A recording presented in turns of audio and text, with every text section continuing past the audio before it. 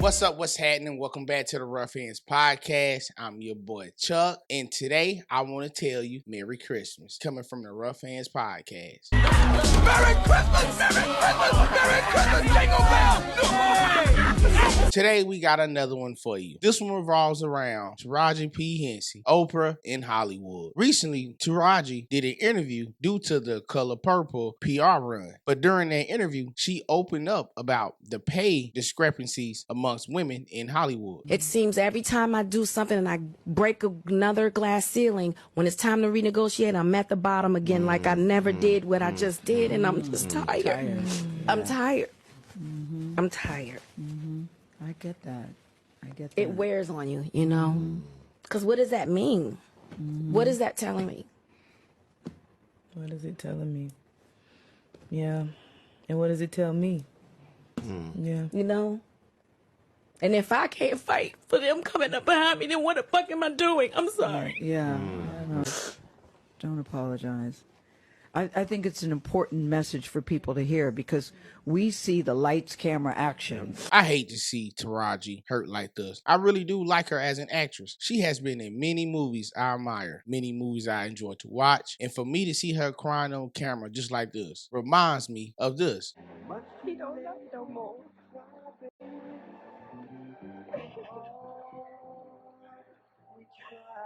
He don't love you no more. All jokes aside, I hate that for her. And I don't want people thinking this is only a female thing as well. There has been male actors came out and spoke about pay discrepancies as well. Actors such as Terrence Howard. It was going to be really transformative. No, check this out. I made $12,000 for doing Hustle and Flow. And then on top of it, what Paramount did, instead of putting my name as Terrence Howard performing the songs, they put performed by DJ. Well, they own DJ. So guess what? The performance royalties went to Paramount. They went, Wait a minute. They didn't go to Terrence Howard. They went to $12,000. That's all I ever made from Hustle and Flow. Everything else went right back into Paramount. So now I got to sue Paramount or send them a letter. Are you serious? I got to send them a letter to say, hey, you guys owe me about 20 years worth of residuals and performance royalties. But I didn't know. I was just trying to pay my rent then. I made $6,000 doing Crash.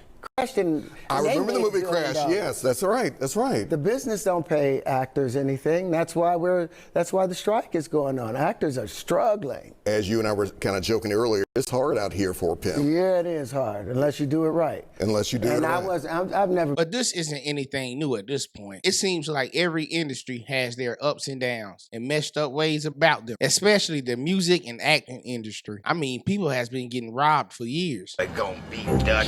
Yeah! Ho, motherfucker. What you looking at before I shoot you in your mouth? Turn around. Get up against the wall. Shut up. Turn around. What you got, two-bit? I ain't got nothing. Shit on you. But what made TARAJI's interview so viral is the fact that she is referring to Oprah Winfrey. I haven't seen a raise in my income since Proud Mary. And almost had to walk away from Color Purple. Yes, ma'am. Who said what? Yes, ma'am. Yes, ma'am. Because you know what? If I don't take a stand, how am I making it easy for Fantasia and Danielle and Hallie and Felicia? Then why am I doing this? If it's all just for me, why are you here?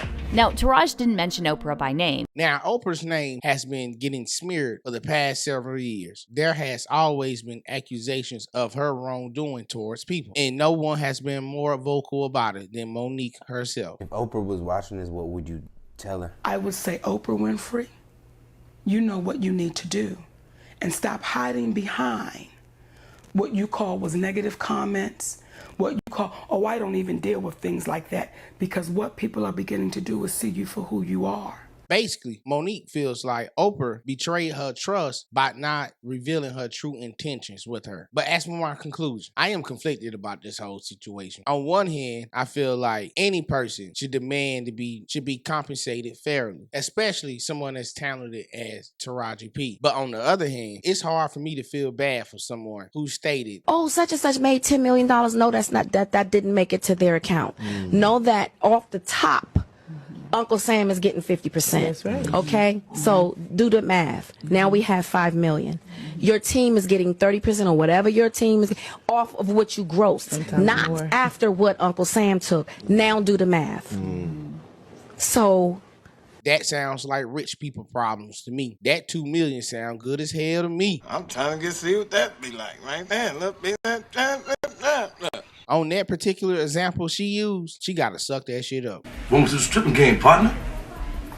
And another thing, they keep talking about how the industry has been treating them unfairly, which is probably true. At which point will they take over their own desk? It's time to get out of the rat race. Shout out to Robert Kiyosaki. To me, it seems like a lot of these actors or actresses are putting all of their eggs in one basket. Now I understand this is their passion. This is what they put years into working on their craft into. So I understand why they have the love of acting. This is something they dreamed of doing. But if the industry isn't reciprocating the same thing back towards you, then it's time to get out. It's time to think of an exit strategy. I mean, talking about it will bring awareness to the situation. Hopefully one day it might change or something. But do I think that's going to change anything? Probably not. Instead of trying to change the rules to the game, how about try to figure out how to beat the game? This is not a financial channel, but if you're making hundreds of thousands within a year, maybe you're touching the M, why not take your earned income and invest in something they can generate some type of passive income?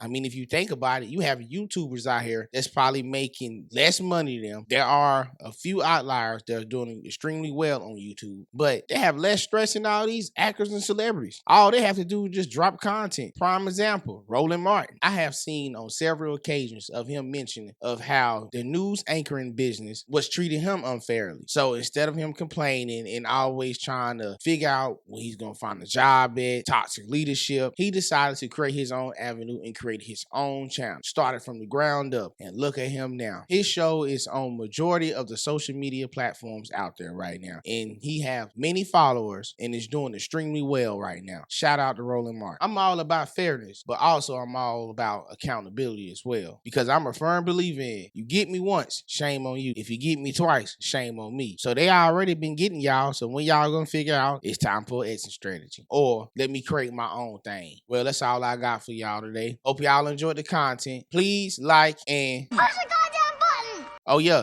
drop a comment down in the comment section. Let me know what y'all think. I'm out. Peace.